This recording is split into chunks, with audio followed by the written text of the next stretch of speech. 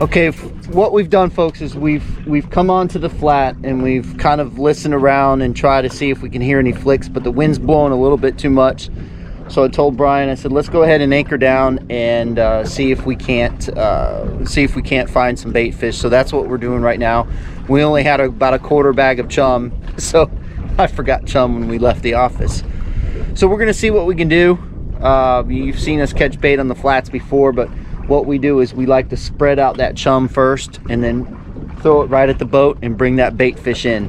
So let's see if we can find some bait.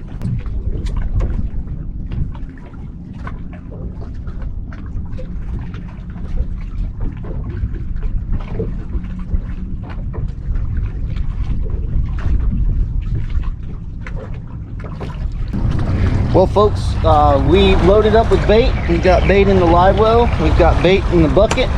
We're only going to be out for a very short time, so until about 12 o'clock, and we've got to head back in. You know, we do have full-time jobs, so I forgot something very important today besides the chum, and I'm not going to mention it because I want to do it on another film, and I want to erase some superstitions that are out there. So anyway, we're gonna try to free line some pinfish, see if we can get some gags and see what else we can catch. Hopefully we can get into some snapper too. So come along with the ride and let's see what.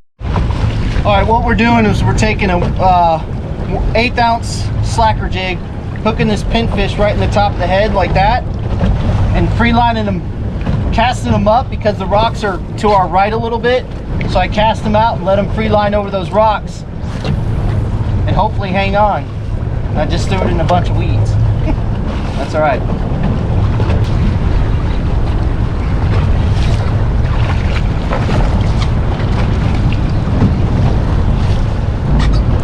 The main thing is to get the bait fish to go down. If the bait fish will go down, these grouper will eat them. But if the pinfish won't go down, they won't come up and eat them. Very rare.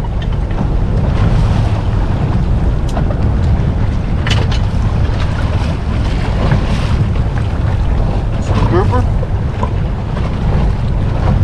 So when you're free lining pinfish, you want to make sure, like we're using 1/8 ounce slacker jig right now, you want to make sure that you can get that pinfish down. I was just about to change it because the pinfish was not going down. He would not go down. So I made a pretty long cast and he finally went down into the strike zone and got bit.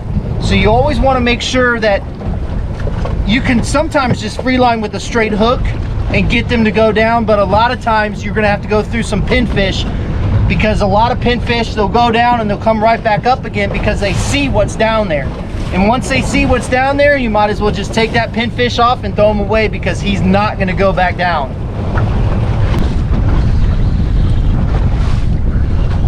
Not the biggest one. The person I have on the boat today was whining and complaining names will be withheld. He said, I'm going to your spot over here. I missed like 4 or 5 fish in a row. And I said, okay, I'll come over to your spot. Came over to his spot, caught one, lost 2 or 3 others, and he still hasn't caught a fish. Come on, man. Chad's gonna get his record taken away if Chad sucks.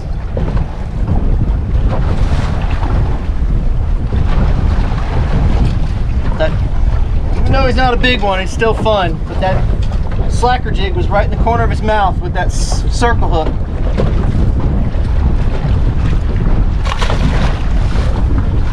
So what I'm doing is I'm casting it up in front of the boat.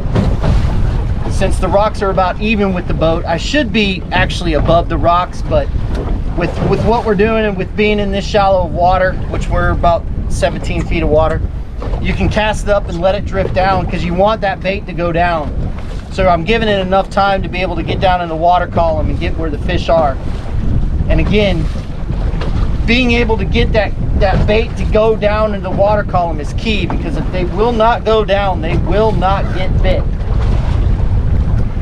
The other issue that we're dealing with is the weeds. The weeds are coming by, and what's happening is it's grabbing the line and keeping the line elevated more than I want it to, so it's kind of keeping that bait fish up in the water column. So I'm trying to pick and choose between weed lines to try to get my bait out there and get it down. Okay, as you can see here, we've got a rock pile to the left, and then we've got a rock pile to the right. So what I've done is I set us up between the two, so he can fish a rock pile and I can fish a rock pile, and we'll see what we can do. We'll see who's the first one to catch a fish. I think it's going to be me.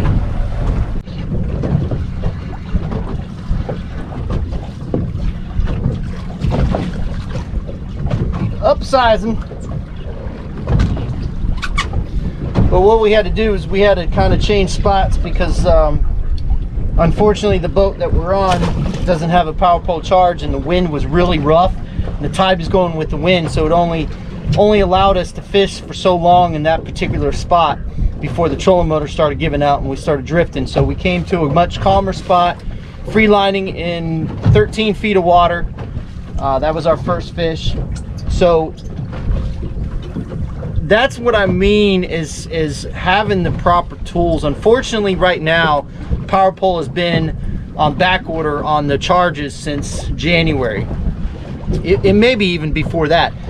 And I was lucky enough to get mine right before they went on a major back order. And I can honestly say that after using that and having that on my boat, it was a game changer for us. Sorry about that, the battery went dead.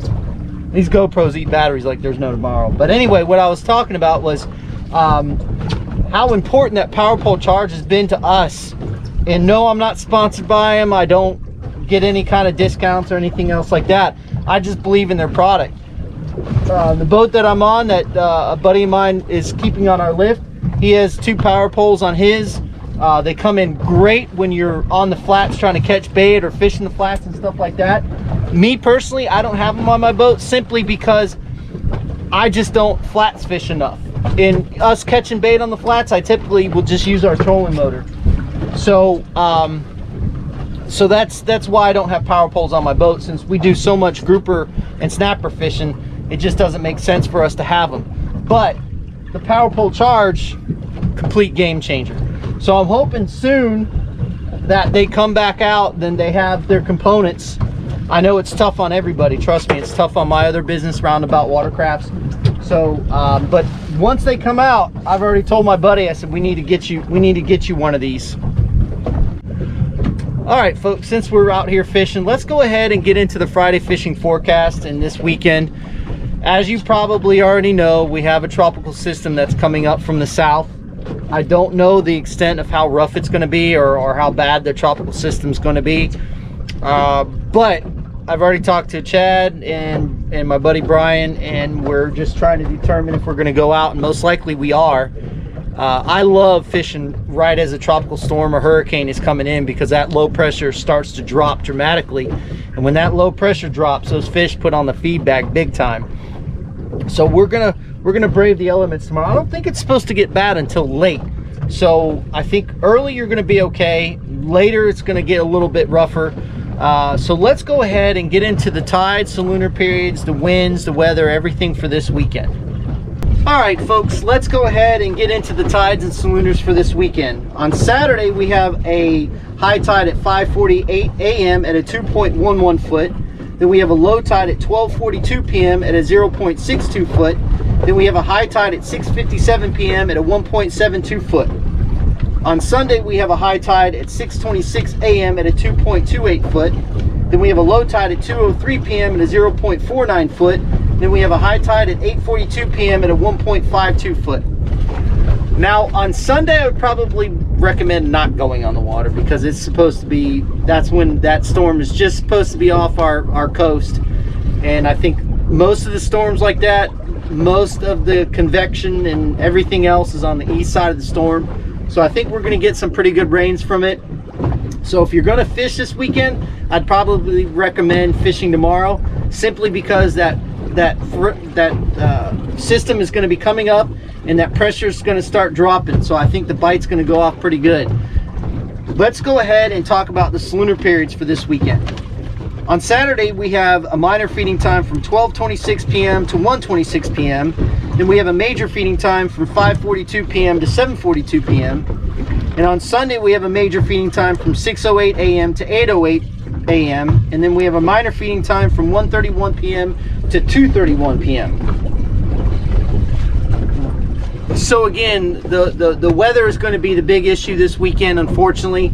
It always seems to happen right on the weekends for some reason or another, but it is what it is. But if you have a chance to get out and fish on Saturday, I highly recommend it, simply because that system is coming up from the north. That pressure is going to drop. I did introduce what I'm going to be doing about the Red Tide series, the mini series that I'll be doing, and I'm putting that together now. It's going to take a little bit of time, but I appreciate everybody responding. 99.9% of people responded in a very positive light. There was that 0.1% that thought that I was being over dramatic and I was trying to politicize this or monetize this, and it's got nothing to do with that. I have no party affiliation whatsoever. I will be calling both Republicans and Democrats out on this situation, because both of them are involved. And this thing is a lot deeper than anybody. All of the Red Tide videos that I've seen, this thing goes a lot deeper than any of those have. And I'm very fortunate enough to have some information that most people don't have. And I'm going to give every piece of information that I'm going to be giving out is public knowledge. And some people said, well, you can just look it up under the Sunshine Act law. Yes, you can, but it's not easy to access. You got to know exactly what you're looking for. You can't just go and put in Piney Point and get the information that you're looking for. It's a little bit deeper than that. So to all those guys that were out there saying, well, you got to look up, you can easily look up that stuff. It's not as easy as you think it is. If you're looking for the right stuff, that you can find things about it, but it's harder because some of the stuff, I've got emails that have listed what's going on, who's doing what, who's where, and who's saying what. So it's a lot deeper than what you think. There's a lot of political jousting. There's a lot of money. So I just want to let everybody know that I'm just doing this on my own. I am not an activist. I'm not looking for political affiliations. I'm not looking for money. I'm just looking to expose how we got here, why we got here, and what can we possibly do in the future to fix these situations. Because unfortunately, the people that are in charge of this, they really don't care. It's costing them less money to do what they did than it is to try to clean it up. And that's wrong. And when you can only sue Port Manatee, DEP, Manatee County for $200,000 because they're under sovereign immunity, there's something seriously wrong with that. So anyway, besides that, have fun this weekend. Be careful. The weather's going to get nasty. Fish more, catch more, and we'll see you on the flip side.